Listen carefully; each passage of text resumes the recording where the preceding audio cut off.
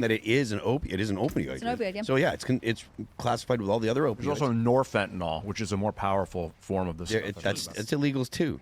You know. But again, like, when I would write more about fentanyl use in America, people would be like, well, but the prescription fentanyl is fine. It's like, yeah, sure, if it's prescribed by a doctor. Although, as we know, any kind of pain medicine is something you should be careful about because you can become addicted to prescription pain medicine. But the problem in America is largely illicit fentanyl. Fentanyl that is manufactured overseas and then trafficked into the country. I mean, if you look at the border crisis, the conversation around not just human trafficking or people committing serious crimes, but the influx of fentanyl is one of the reasons so many people are starting to say, like, we have to do something, because they watch people suffer and die because they are addicted to this substance, and we are letting it flow into the country. They call it the Opium Wars from in like the late 1800s. The British Empire was trying to colonize China, and they started shoving all this opium into the country to destabilize and destroy it. And a lot of people say the Chinese have never forgotten that, and now they're giving it back to us through Mexico. And they're intentionally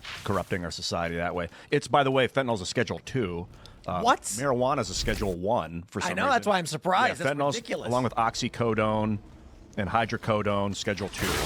Those are wild drugs. Like, compared to any other family of drugs, like there's nothing more addictive. Like they actually, you become so dependent on it so quickly. Just heroin that you can't live without. You just can't live with. You're sick as a dog. Like when I was a kid, I was on everything else except. But heroin was the thing that got me, because once you started it, there was no turning back. There's a viral story, a guy on Reddit posted that he was going to try heroin one time because he thought he could try it, see what it was like, and then he wouldn't do it ever again.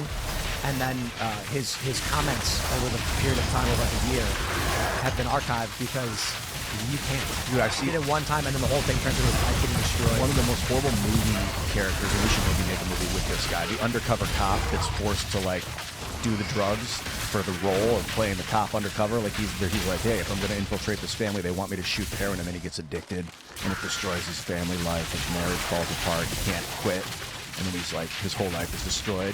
Like he thought he could do it. Oh God, so horrible. There's actually some true stories. There's one where a cop in